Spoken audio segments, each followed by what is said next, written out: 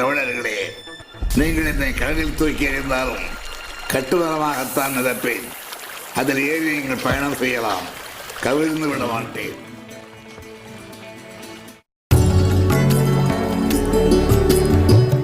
வணக்கம்.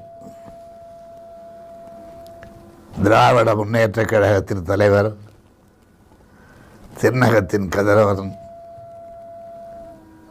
பேரறிஞர் அண்ணா அவர்கள் மறைந்தபோது பாடிய இரங்கற்பா வானொலியில் ஒலிபரப்பப்பட்டது.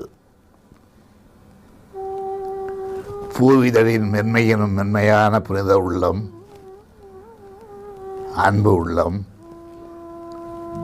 அரவணைக்கும் அன்னை உள்ளம், அவர் மலர்தழில் தமிழ் பேசும்